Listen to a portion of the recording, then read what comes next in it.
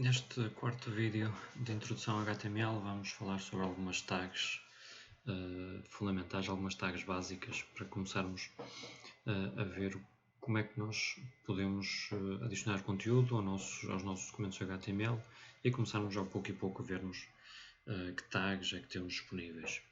É importante referir que nós não vamos ver todas as tags, todos os elementos que o HTML disponibiliza. Aqui nesta disciplina vamos aprendendo a pouco e pouco, vamos vendo alguns, vamos aprendendo os mais comuns, os elementos mais comuns, mas haverá vários elementos que não serão tocados aqui nesta disciplina. É importante que sejam capazes depois de ir encontrando vocês próprios elementos adicionais, elementos específicos para resolver situações específicas. Portanto, nós já vimos alguns elementos, já fomos necessariamente introduzindo alguns elementos nos exemplos anteriores, mas vamos rapidamente rever alguns e introduzir alguns elementos novos. Em particular, elementos para a criação de cabeçalhos, portanto, seccionamento de páginas, de documentos, parágrafos e quebras de linha, links, vamos ver um bocadinho mais detalhe como é que nós podemos criar links para outros recursos, para outras páginas ou partes de páginas, elementos para a criação de listas e imagens, como adicionar imagens à nossa página web. Headings, já vimos alguns exemplos com headings. Este conjunto de tags que tem estes nomes H1 até H6 criam aquilo que chamam headings ou secções, portanto são formas de seccionar de forma lógica um documento. Portanto, se a nossa página, se o conteúdo da nossa página se coadunar com uma estrutura, com um documento com secções e subsecções, então podemos usar este tipo de elementos, este H1 até H6. O H1 é o heading, é a secção de topo, e o H6 é a subsecção mais pequena que nós temos ao dispor em HTML.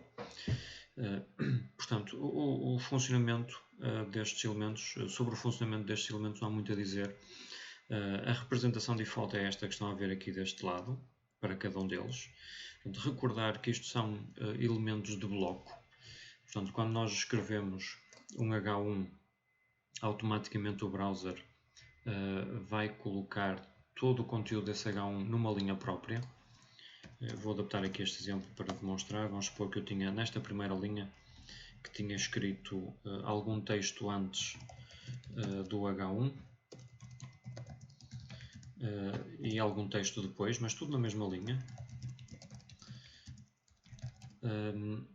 Recordar que como o H1 é um elemento de bloco, ele vai ficar sempre, este conteúdo vai ficar sempre na sua própria linha. Portanto, podemos ver aqui em baixo que aquele texto, algum texto antes e algum texto depois, ficaram em linhas separadas, porque este elemento H1, por omissão, se nós não dissermos mais nada, depois em CSS vamos conseguir alterar isto, mas se não fizermos mais nada, ocupa toda a linha, toda a largura da janela do browser. Ou melhor dizendo, toda a largura do seu contentor. De resto, são elementos que simplesmente nos permitem criar secções e subsecções de forma lógica, ou seja, na estrutura em árvore nós não temos aqui secções nem subsecções, não é? Isto não representa nenhuma sub-árvore, digamos assim. Mas o browser sabe que quando tem um documento com H1 e H2 e H3 por aí fora, ele teoricamente consegue gerar um outline para o documento, consegue perceber que secções é que existem e até hipoteticamente seria capaz de gerar navegação automaticamente naquele documento. Okay? Mas de resto servem apenas para seccionar o documento. Depois, parágrafos e quebras de linhas, já vimos vários exemplos com isto. Novamente chamar só a atenção para o facto de o BR ser um elemento especial por não precisar de tag de fecho. E na verdade, abrindo aqui um parênteses, é importante terem noção que os browsers passam por cima de muitos erros que a gente possa fazer em HTML. Mas isso não quer dizer que a gente deva ignorar os erros, não é? E não deva tentar corrigi-los. Portanto, isto quer dizer o quê? Quer dizer que, por exemplo, se eu escrever um /br, o browser vai aceitar. Depois, como é que ele trata, se ele vir um BR e logo a seguir um /br, como é que ele trata isso dependerá do browser. Algumas destas coisas não estão, vou demonstrar aqui. Se eu escrevesse aqui um /br, alguns destes comportamentos não estão definidos, portanto cada browser poderá ter um comportamento um bocadinho diferente. Portanto, aqui reparem neste caso concreto, neste browser, ele tratou o /br como um br, não é? Como a tag de abertura. Portanto, criou ali mais uma linha vazia, mais uma quebra de linha que não existia. Se eu retirar aquele /br dali, portanto, só devíamos ter aqui uma quebra de linha, que era aqui neste ponto, quebrava para a linha seguinte. Okay? Portanto, o BR deve ser escrito assim, mas ter a noção que a gente pode se enganar e muitas vezes o resultado visual parece correto, mas às vezes nestas coisas que não estão bem definidas, depende do browser e nós devemos evitar isso. De resto, vamos ver aqui, eu vou acrescentar algum texto antes, como fiz há pouco, e voltar a correr. Só para mostrar que, como é mais ou menos óbvio, o parágrafo, este elemento P, é também um elemento do bloco, ou seja, ele ocupa toda a largura disponível. E se eu puser alguma coisa antes, algum texto antes do parágrafo, claro, essa linha, algum texto antes, vai ficar numa linha separada do próprio parágrafo. Pronto, e de resto, para que é que servem estes elementos? À semelhança dos anteriores, dos H1, 2, 3, por aí fora, são elementos que nos permitem seccionar o texto. Não é? Portanto, se temos um documento, um texto com vários parágrafos, nós podemos separar esses parágrafos explicitamente e dizer mesmo ao browser isto é um parágrafo, isto é outro parágrafo, com este elemento. Uma outra nota que é importante fazer relativamente ao BR, em alguns dos meus exemplos eu uso BR simplesmente para ilustrar a sua utilização, para ilustrar algum elemento HTML, mas é importante ter noção que os BRs devem ser usados com muita cautela. Particularmente há uma tentação grande muitas vezes de usar BRs para obter um determinado efeito visual. Isso deve ser evitado a todo custo, não é? O BR deve ser usado quando há um significado associado a uma quebra de linha, não para produzir um determinado efeito visual, não para aumentar o espaçamento, por exemplo, entre elementos. Para isso nós vamos usar CSS. Okay? Tudo o que tiver a ver com layout visual da página é feito com CSS. Portanto, não se usa BR nessas situações. Aqui, por exemplo, era um uso em que não é muito claro que o BR esteja correto. Não é? Porque é que eu haveria de, se isto é um parágrafo, porque é que eu haveria de querer dar aqui uma quebra de linha na última linha? Ok, portanto isto é um exemplo apenas para ilustrar o funcionamento do BR, mas não é necessariamente um bom exemplo da aplicação do BR. Um bom exemplo da aplicação do BR seria, por exemplo, se isto fosse um poema. E aí sim, não é? Num poema tem que ter uma determinada formatação. E então aí faria sentido usar BRs, por exemplo, como estou aqui a fazer, para garantir que cada linha, cada parte do poema estaria na sua própria linha. Não é? Aqui era importante, mas isto tem um significado, não é? O poema é necessariamente escrito desta maneira e não em texto corrido. Portanto, aqui seria um bom uso do BR. Claro que isto está ligeiramente ligado a um efeito visual, mas aí esse efeito visual está intimamente ligado ao significado de algo ser um poema. Okay? Portanto, não usar BRs de forma indiscriminada e não usar BRs para produzir apenas efeitos visuais de layout da nossa página. Depois links, já vimos alguns exemplos, mas aqui vamos ver, e eu vou aproveitar para abrir novamente o PHP Storm e mostrar mais alguns detalhes sobre os links. Então, nós já vimos que os links são criados com o elemento A. Este nome A vem de âncora. Não é assim um nome muito intuitivo, provavelmente, mas a gente tem que se habituar a isto. Vimos também que há um atributo essencial do A, que é o href, que na verdade indica o destino, para onde o utilizador será levado quando clicar no link. E depois o conteúdo do elemento A refere-se à parte visível do link, àquilo que o utilizador vê. O utilizador não vê, pelo menos de forma direta, de forma imediata, não vê para onde vai. Ele vê este conteúdo e de alguma maneira percebe que aquele conteúdo é um link, porque o browser tipicamente mostra o conteúdo do link de forma diferente, não é? Por exemplo, com texto azul e sublinhado. Portanto, isto é o que o utilizador vê e isto é para onde ele vai quando clicar. O que é que nós podemos colocar aqui no href? Essa é a questão principal. Essencialmente, nós podemos colocar três grandes tipos de links, ou de URLs. Depois vamos ver esta sigla em mais detalhe mais para a frente, mas isto essencialmente significa Uniform Resource Locator, portanto uma forma de localizar recursos de forma uniforme. Mas basicamente um URL é um endereço.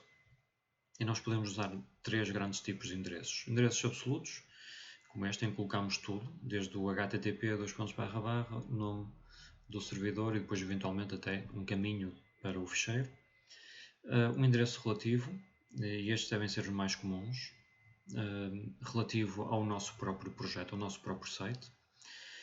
Ou então pode ser aquilo que se chama num identificador de fragmento, ou como às vezes oralmente eu chamo isto um link interno, um link dentro da própria página. Eu vou abrir aqui o PHP Storm e mostrar alguns exemplos destas três coisas. Portanto, aqui temos o nosso projeto que vinha de um vídeo anterior e vamos criar primeiro aqui um link. Por exemplo, dentro deste primeiro parágrafo, vamos criar aqui um link para o site da universidade. E o site da universidade é um site próprio, portanto, à partida é para uma página que não faz parte do meu site e, portanto, eu vou usar aqui um endereço absoluto. Portanto, no href vou colocar http://www.uc.pt. Okay, portanto, ponho aqui um endereço completo, um endereço absoluto. E como conteúdo vou simplesmente pôr site da Universidade de Coimbra. E se nós visualizarmos isto no nosso browser, aqui vemos o nosso link, portanto o conteúdo, o site da Universidade de Coimbra, e se passarmos o rato ali em baixo, vemos que ele nos leva para www.uc.pt, portanto está correto. Mas se eu clicasse aqui, iria para o site da Universidade de Coimbra. Outros links, a maioria, não necessariamente a maioria, mas uma grande parte dos links do nosso site é para outras páginas no nosso próprio site. Portanto, vamos fazer aqui rapidamente uma nova página. Eu vou chamar aqui simplesmente página interna, okay? Um nome genérico. E vou mudar aqui o título, página interna. E vou também, para ser mais fácil de vermos no browser, vou pôr aqui um H1 com a mesma coisa, com o mesmo título da página, página interna.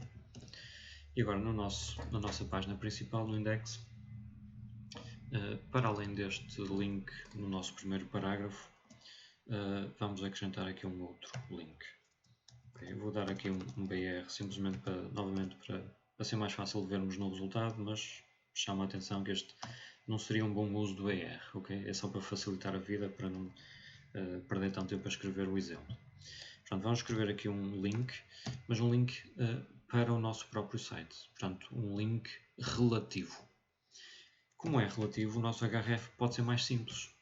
Porquê? Porque se nós vimos aqui na estrutura do nosso projeto, o index, que é esta página, e a página interna, que é a página para onde queremos levar o utilizador quando ele clicar neste link, estão no mesmo site, está na mesma pasta. Portanto, em vez de escrevermos o endereço completo, podemos simplesmente escrever o nome do fecheiro. E o PHP Storm ajuda-nos e tem este autocomplete. E aqui no conteúdo do link vou simplesmente pôr link para página interna. E se nós virmos isto no nosso browser, dizer aqui reload, temos aqui o link para a página interna. O browser sabe que aquilo é um link relativo e, portanto, aqui em baixo ele coloca o endereço completo. Portanto, ele completa automaticamente os links relativos. Portanto, se nós formos para lá, vamos para a nossa página interna, aquela segunda página que acabamos de criar.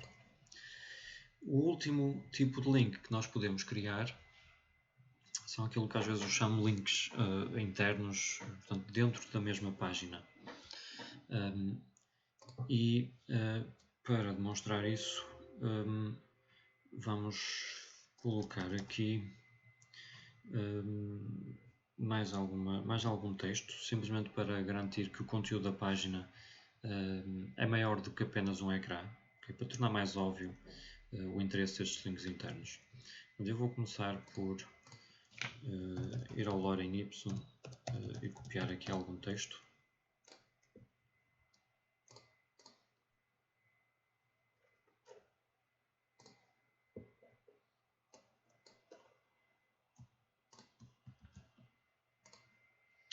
E vamos ver aqui no nosso parágrafo este texto, vamos ver como é que fica, para ver se é suficiente. Ok, ainda não. Isto na verdade devem ser vários parágrafos, portanto vamos criar aqui parágrafos.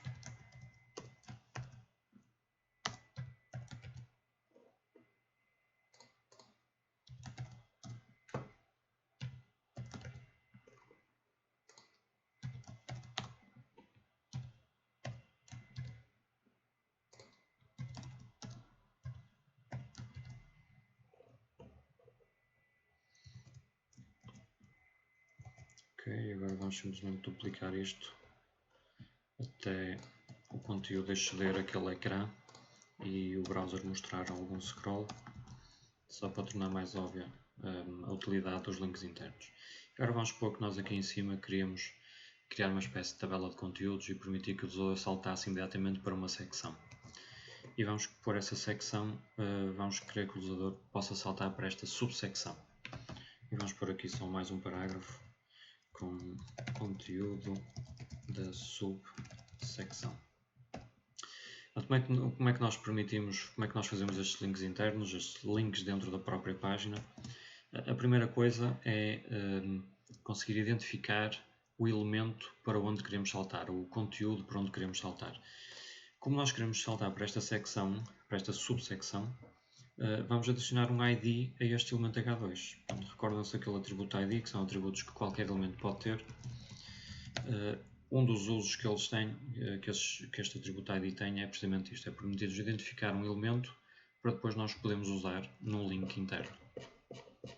E aqui em cima, eu agora vou pôr mesmo isto no topo, vamos criar aqui um link, até vamos criar fora do primeiro parágrafo, um link para aquela subsecção, portanto um link interno. O que é que diferencia um link interno de outros links? É o facto do href começar com este cardinal, este símbolo cardinal. E depois, ao cardinal, temos o ID, o identificador de elemento para onde queremos saltar, para onde queremos ligar este link. E aqui vamos pôr simplesmente subsecção. Pronto, isto é um link interno. Um link interno é um link, de certa maneira, um link relativo, mas é um link relativo à própria página e não ao site. Não é? O link anterior que nós criamos para a página interna era um link relativo ao site, para outra página do site. Este é um link relativo à página. Portanto, se nós virmos isto no browser, agora fazemos refresh, e se clicarmos aqui em subsecção, o browser salta imediatamente para essa subsecção. Reparem que a subsecção não ficou no topo. Isto porquê? Porque não havia conteúdo suficiente para baixo de subsecção. Portanto, não há mais nada aqui abaixo da página. O browser não pode fazer mais scroll. Se nós tivéssemos, podemos fazer isso rapidamente. Se acrescentássemos conteúdo abaixo, conteúdo suficiente, então o browser vai colocar esta subsecção aqui no topo.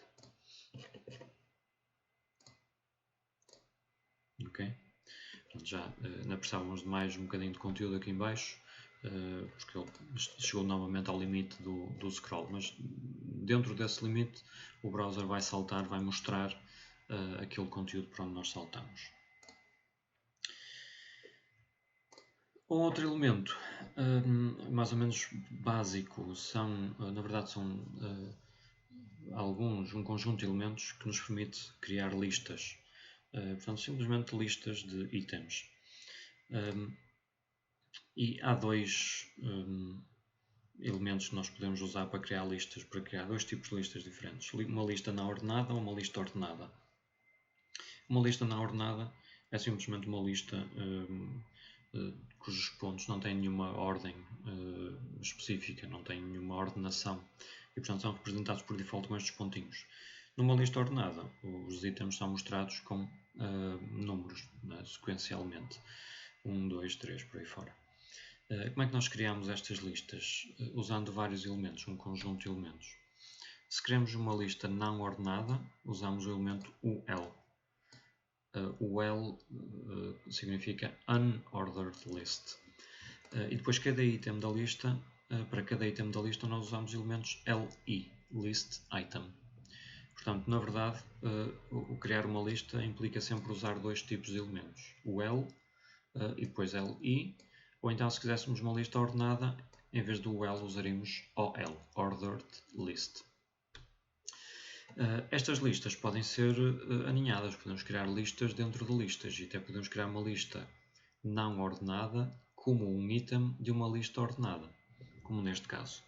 Okay? Portanto, aqui temos uma lista não ordenada com 3 itens, mas o último item contém uma lista ordenada. E aqui é uma coisa que devem ter depois cuidado ao fazer isto, garantir que todos os filhos de uma UL ou OL têm que ser LIs, mesmo que a gente queira lá colocar dentro de um desses itens uma outra lista, essa lista deve ficar dentro de um item da lista de um LI. Okay? Portanto, elementos para a criação de listas e finalmente imagens. Portanto, as imagens é um tipo de elementos que nós não vimos, basicamente permite-nos inserir, substituir o elemento pela imagem respectiva. Aqui vemos um exemplo. As imagens estão a ser carregadas no site externo, portanto podem demorar um bocadinho mais, e em alguns casos até pode falhar, porque este site externo não é meu, não é controlado por mim. Portanto, como é que nós adicionamos uma imagem num determinado local do nosso documento HTML? Usando o elemento IMG. Este elemento é importante notarem que é um elemento, à semelhança do BR, é um elemento que não tem tag de fecho, nem deve ter tag de fecho. Okay? E porquê é que ele não tem tag de fecho? Porque na verdade não tem conteúdo. O conteúdo deste elemento é substituído automaticamente pelo browser depois dele aceder, de pedir a imagem respectiva. E o conteúdo é substituído pela própria imagem. Portanto, como não tem conteúdo direto no HTML, não precisa de uma tag de fecho. De resto, o IMG tem um atributo essencial que é o SRC, de Source, que é a indicação da fonte da imagem. E a fonte da imagem é um endereço, é um URL como outro qualquer, só que aponta, em vez de para um ficheiro HTML, aponta para uma imagem, um ficheiro JPEG, por exemplo. Aqui vemos vários elementos IMG aplicados com atributos ligeiramente diferentes. Portanto, esta primeira imagem corresponde a este, mostra a imagem no seu tamanho natural. Se nós quiséssemos, embora isto não deva ser feito assim desta maneira, vou depois explicar porquê, mas se quiséssemos incluir uma imagem, mas reduzir o seu tamanho, podemos definir, ou melhor, incluir uma imagem e definir simultaneamente, indicar simultaneamente ao browser qual é o tamanho dessa imagem. Podemos incluir os atributos width e height. Este é um mau exemplo do uso desses atributos. Porquê? Porque estes atributos width e height devem ser usados para dizer ao browser qual é o tamanho natural da imagem, não devem ser usados para alterar o tamanho da imagem. Okay? E neste caso estão a ser usados para alterar o tamanho da imagem, porque o tamanho natural é este que aqui está, e é 640 por 480 pixels. E nós estamos aqui a dizer que a imagem tem 100%, estamos a enganar o browser. Isto não deve ser feito. Okay? A alteração do tamanho da imagem deve, dentro do possível, ser feito com CSS e não com estes atributos. O último uso do IMG neste exemplo é um exemplo que demonstra que as imagens, na verdade qualquer coisa praticamente, pode ser usada como um link. Portanto, os links não têm que ser, o conteúdo dos links não tem que ser texto. Aqui estamos a usar uma imagem, esta aqui, que é exatamente a mesma, não é? O source é o mesmo das anteriores. Estamos a usá-la como conteúdo de um link. Um link, neste caso com um endereço absoluto, mas era indiferente, podia ser qualquer tipo de endereço. Portanto, se eu clicar aqui, vou ser levado ao site codepen.io. Okay. E isto termina esta parte de elementos HTML fundamentais, elementos básicos.